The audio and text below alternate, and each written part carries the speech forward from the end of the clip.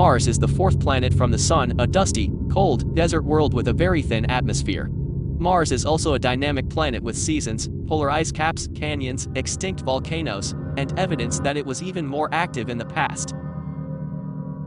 Mars is one of the most explored bodies in our solar system, and it's the only planet where we've sent rovers to roam the alien landscape. NASA currently has 2 rovers, Curiosity and Perseverance, 1 lander, InSight, and 1 helicopter, Ingenuity, exploring the surface of Mars. Perseverance rover, the largest, most advanced rover NASA has sent to another world, touched down on Mars on February 18, 2021 after a 203-day journey traversing 293 million miles, 472 million kilometers. The Ingenuity helicopter rode to Mars attached to the belly of Perseverance. Perseverance is one of 3 spacecraft that arrived at Mars in 2021. The Hope orbiter from the United Arab Emirates arrived on February 9, 2021. China's Tianwen-1 mission arrived on February 10, 2021, and includes an orbiter, a lander, and a rover.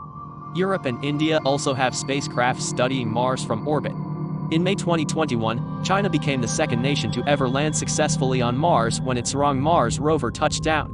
An international fleet of 8 orbiters is studying the red planet from above, including 3 NASA orbiters, 2001 Mars Odyssey, Mars Reconnaissance Orbiter, and MAVEN.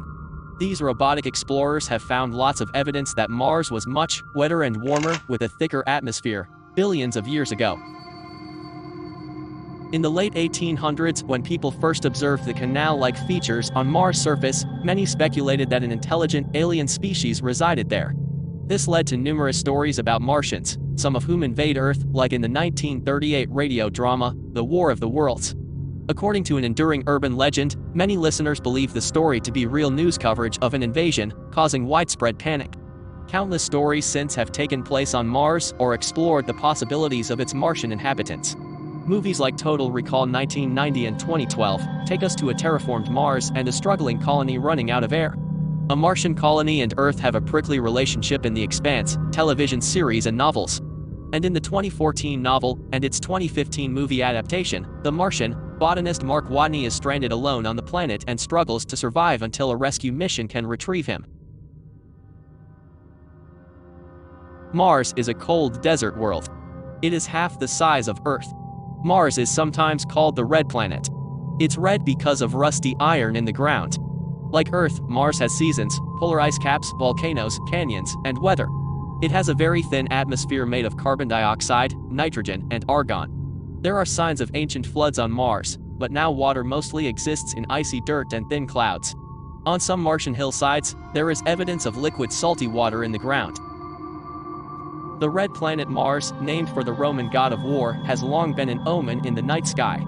And in its own way, the planet's rusty red surface tells a story of destruction. Billions of years ago, the 4th planet from the Sun could have been mistaken for Earth's smaller twin, with liquid water on its surface and maybe even life. Now, the world is a cold, barren desert with few signs of liquid water. But after decades of study using orbiters, landers, and rovers, scientists have revealed Mars as a dynamic, wind-blown landscape that could, just maybe, harbor microbial life beneath its rusty surface, even today. Longer year and shifting seasons. With a radius of 2,106 miles, Mars is the 7th largest planet in our solar system and about half the diameter of Earth. Its surface gravity is 37.5% of Earth's. Mars rotates on its axis every 24.6 Earth hours, defining the length of a Martian day, which is called a sol, short for solar day. Mars's axis of rotation is tilted 25.2 degrees relative to the plane of the planet's orbit around the Sun, which helps give Mars seasons similar to those on Earth. Whichever hemisphere is tilted closer to the Sun experiences spring and summer, while the hemisphere tilted away gets fall and winter. At 2 specific moments each year, called the equinoxes, both hemispheres receive equal illumination. But for several reasons, seasons on Mars are different from those on Earth. For one, Mars is on average about 50% farther from the Sun than Earth is, with an average orbital distance of 142 million miles. This means that it takes Mars longer to complete a single orbit, stretching out its year and the lengths of its seasons. On Mars, a year lasts 669.6 sols, or 687 Earth days, and an individual season can last up to 194 sols, or just over 199 Earth days. The angle of Mars's axis of rotation also changes much more often than Earth's, which has led to swings in the Martian climate on timescales of thousands to millions of years. In addition, Mars's orbit is less circular than Earth's, which means that its orbital velocity varies more over the course of a Martian year. This annual variation affects the timing of the red planets, solstices and equinoxes. On Mars, the northern hemisphere's spring and summer are longer than the fall and winter. There's another complicating factor. Mars has a far thinner atmosphere than Earth, which dramatically lessens how much heat the planet can trap near its surface. Surface temperatures on Mars can reach as high as 70 degrees Fahrenheit and as low as -225 degrees Fahrenheit, but on average, its surface is -81 degrees Fahrenheit, a full 138 degrees colder than Earth's average temperature. The primary driver of modern Martian geology is its atmosphere, which is mostly made of carbon dioxide, nitrogen, and argon. By Earth standards, the air is preposterously thin. Air pressure atop Mount Everest is about 50 times higher than it is at the Martian surface. Despite the thin air, Martian breezes can gust up to 60 miles an hour, kicking up dust that fuels huge dust storms and massive fields of alien sand dunes. Once upon a time, though, wind and water flowed across the red planet. Robotic rovers have found clear evidence that billions of years ago, lakes and rivers of liquid water coursed across the red planet's surface. This means that at some point in the distant past, Mars's atmosphere was sufficiently dense and retained enough heat for water to remain liquid on the red planet's surface. Not so today. Though water ice abounds under the Martian surface and in its polar ice caps, there are no large bodies of liquid water on the surface there today. Mars has not only the highest highs, but also some of the solar system's lowest lows. Southeast of Olympus Mons lies Valles Marineris, the red planet's iconic canyon system. The gorges span about 2,500 miles and cut up to 4.3 miles into the red planet's surface. The network of chasms is 4 times deeper and 5 times longer than Earth's Grand Canyon, and at its widest, it's a staggering 200 miles across. The valleys get their name from Mariner 9, which became the first spacecraft to orbit another planet when it arrived at Mars in 1971. A tale of two hemispheres. About 4.5 billion years ago, Mars coalesced from the gaseous, dusty disk that surrounded our young sun.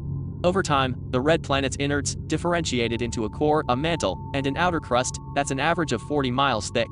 Its core is likely made of iron and nickel, like Earth's, but probably contains more sulfur than ours.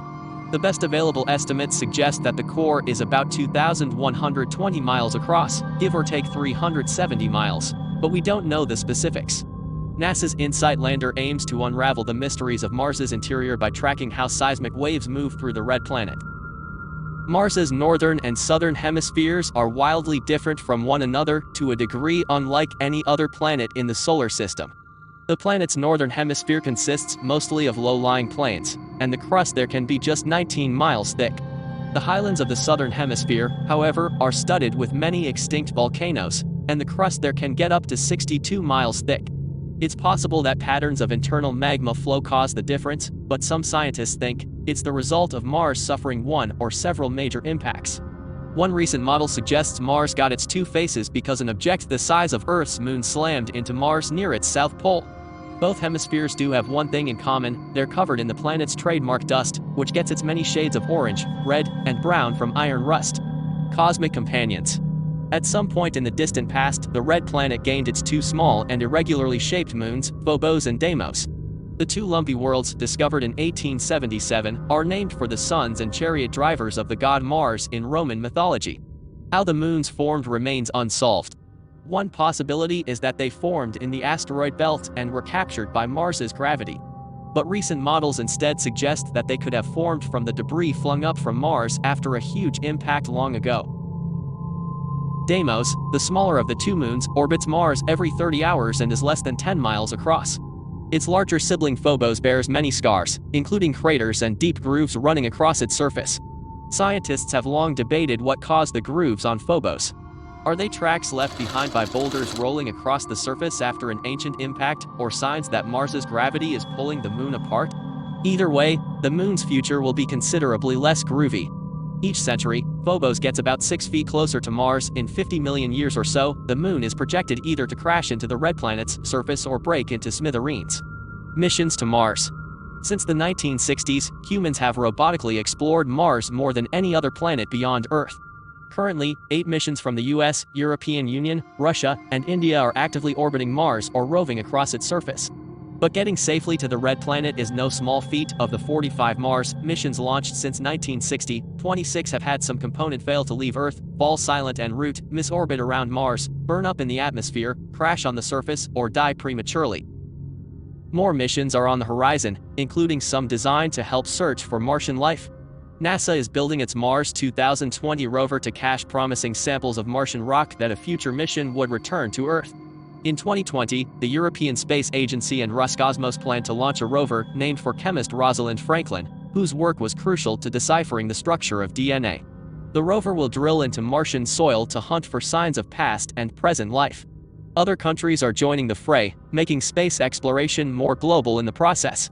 In July 2020, the United Arab Emirates is slated to launch its HOPE orbiter, which will study the Martian atmosphere. Perhaps humans will one day join robots on the Red Planet. NASA has stated its goal to send humans back to the Moon as a stepping stone to Mars. Elon Musk, founder and CEO of SpaceX, is building a massive vehicle called Starship in part to send humans to Mars. Will humans eventually build a scientific base on the Martian surface, like those that dot Antarctica? How will human activity affect the Red Planet or our searches for life there? Time will tell. But no matter what, Mars will continue to occupy the human imagination, a glimmering red beacon in our skies and stories.